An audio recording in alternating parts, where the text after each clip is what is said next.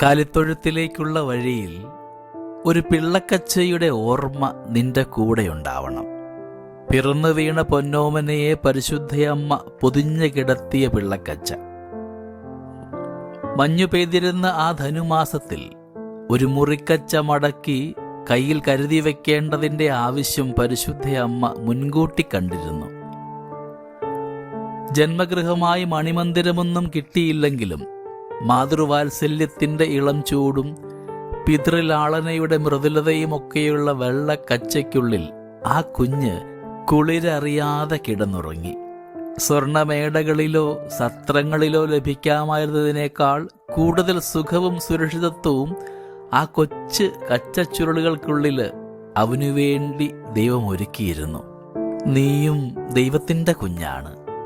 നിന്റെ നന്മയ്ക്കു വേണ്ടി സ്വന്തം വിരൽ തുമ്പുകളാൽ അവിടുന്ന് ചില പിള്ളക്കച്ചകളൊക്കെ നെയ്തു വെച്ചിട്ടുണ്ട്. നഷ്ടങ്ങളുടെ നടുക്കയത്തിൽ നിന്ന് കരകയറ്റുവാൻ നിനക്ക് നേരെ എറിഞ്ഞു തരുന്ന നേട്ടത്തിൻ്റെ ഒരു കയർത്തുമ്പ്. മാറാവ്യാധികൾ പിടിപെട്ട് മരണത്തോട് മല്ലടിച്ച് കഴിയുന്ന നാളുകളിൽ നിനക്ക് നൽകുന്ന സൗഖ്യത്തിൻ്റെ സ്പർശം.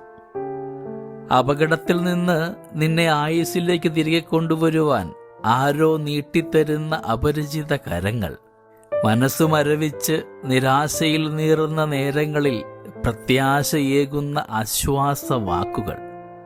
അങ്ങനെ നിനക്കറിയാവുന്നതും അല്ലാത്തതുമായ ആരെയോ എന്തിനെയോ ഒക്കെ നിനക്കുള്ള കുട്ടിക്കച്ചയായിട്ട് ദൈവം മാറ്റിവെച്ചിട്ടുണ്ട്. ആവശ്യമുള്ളപ്പോൾ അവിടുന്ന് അത് നിനക്കായി വിരിച്ചിടും. നീ അവിടുത്തെ കുഞ്ഞാണെന്ന ബോധ്യത്തിൽ ജീവിച്ചാൽ മാത്രം മതി. ഒപ്പം ആരുടെയൊക്കെയോ പിള്ളക്കച്ചയായി കണ്ണീരൊപ്പുന്ന കൈത്തൂവാലയായി അവിടുന്ന് നിന്നെയും നിയോഗിച്ചിട്ടുണ്ട്.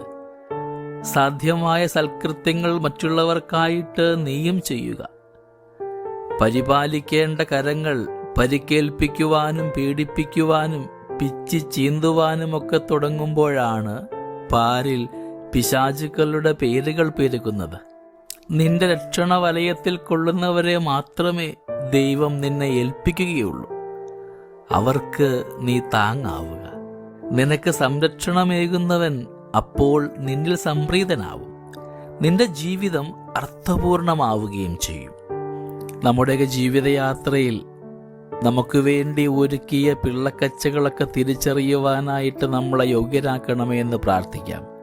ഒപ്പം അവരുടെ ജീവിതത്തിൽ നാം ഓരോരുത്തരും ഒരു കൈത്താങ്ങായി മാറേണ്ട ജീവിതയിടങ്ങളെ തിരിച്ചറിഞ്ഞു കൊണ്ടുപോകുവാൻ നമ്മളെ പ്രാപ്തരാക്കണമേ എന്നും നമുക്കിന്ന് ദൈവത്തോട് പ്രാർത്ഥിക്കാം.